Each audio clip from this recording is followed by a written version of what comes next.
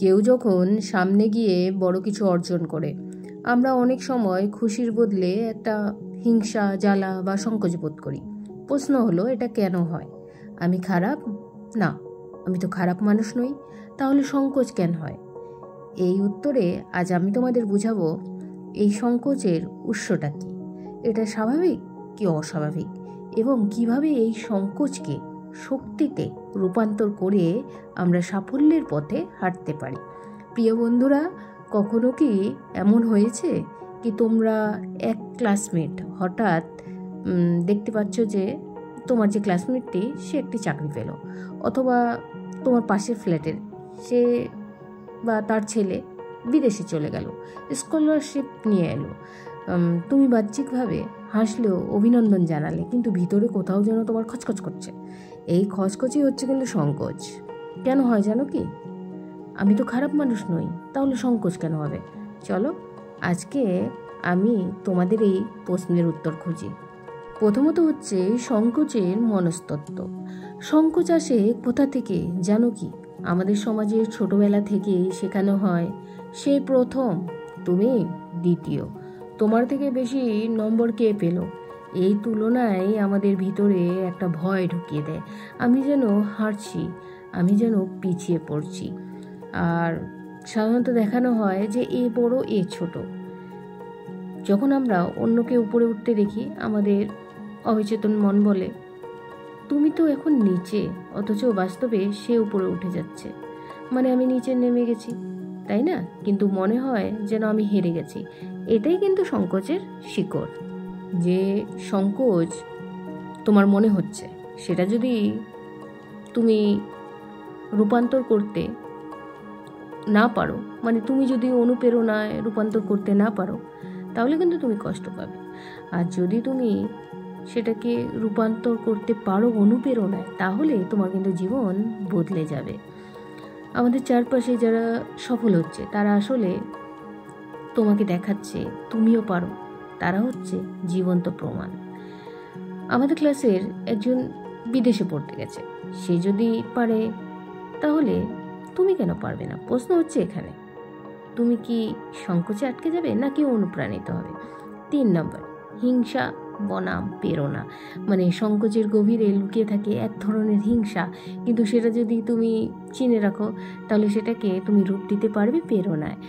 আর একজন সাফল্য পায়, অন্যজন কিন্তু হিংসে করে, কিন্তু পরে অনুপ্রাণিত হয়ে নিজের লক্ষ্য তৈরি করে। মানে তুমি যদি আজ চাকরির অফার পেয়ে যাও, তাহলে কিন্তু বাহ, দারুণ বন্ধু, ধন্যবাদ ভাই, বিশ্বাস কর তুইও পারবি। এভাবে নিজেকে বলার চেষ্টা করো, মনে মনে আমি না পারলেও চেষ্টা শুরু করবো আজই। এই চিন্তাটাই বদলের সূচনা। হিংসা যখন প্রেরণায় পরিণত হয়, তখন কিন্তু সংকোচ চলে যায়। 4 নম্বর হচ্ছে সংকোচ থেকে আত্মসম্মান। মানে সংকোচ আসে তখনই যখন আমরা নিজেকে ছোট ভাবি, নিজের চোখে নিজেকে দাম কমিয়ে দিই। আমি একটি উদাহরণ দিয়ে আজ তোমাদের বলবো, একজন মানুষ দিনের শেষে নিজেকে প্রশ্ন করছে, আমি আজ নিজেকে প্রমাণ করলাম কি না। তো তুমি নিজের প্রতি সম্মান যদি করো, বা নিজের প্রতি সম্মান যদি থাকে, অন্যের সাফল্য তোমাকে কষ্ট দেবে না, বরং বলবে দারুণ, আমিও প্রস্তুত নিচ্ছি। 5 নম্বর হচ্ছে চর্চা, তুলনা নয়, অনুপ্রেরণা নাও। প্রশংসা করতে শিখো, নিজের লক্ষ্য ঠিক করো, প্রতিদিন 1% ভালো হও। 5 নম্বর হচ্ছে নিজের ভালো কাজগুলোকে লিখে রাখো। আর শেষে বলতে চাচ্ছি যে সংকোচ নয়, সাহসিকতার গল্প হোক। মানে একবার এক ছেলের গল্প শুনেছিলাম, সে বন্ধুরা সাফল্যে ভেঙে পড়েছিল যে এই আমার বন্ধু চাকরি পেয়ে গেল বলে তারা কাজ ছিল, এখন তো একা থাকতে হবে। কিন্তু একদিন সে লিখে রাখলো, আমিও পিছিয়ে নেই, আমিও প্রস্তুতি হচ্ছি। আর সে একজন উদ্যোক্তা। মানে সফল মানুষদের দেখে সংকোচ নয়, প্রস্তুতি শুরু করো। তারা কিন্তু তোমার প্রতিযোগী নয়, প্রমাণ। এটাই সম্ভব। আর শেষে আমি বলতে যাব যে আজ থেকে সংকোচ বোধ করলে নিজেকে বলবে, এটা আমার শেখার সময়। অন্যের সাফল্য মানে তোমার হারের প্রমাণ নয়, বরং সম্ভাবনার দিক নির্দেশনা। মানে তুমি যদি সংকোচকে চিনতে পারো, তাকে জয় করতে পারো, তাহলে তুমি একদিন তো হবেই সেই মানুষ যাকে দেখে কেউ অনুপ্রাণিত হবে। তারপর হচ্ছে সংকোচ হয়, নিজেকে জাগাও, সাফল্য তোমার কিন্তু অপেক্ষায় আছে।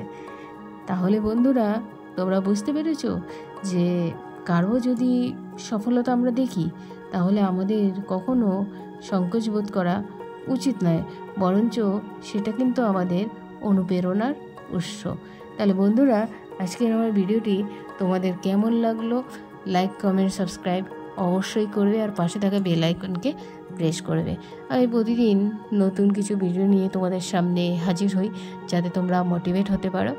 আর কমেন্টসে লিখবে কালকে তোমরা কী ধরনের ভিডিও চাও। ধন্যবাদ। Thanks for watching.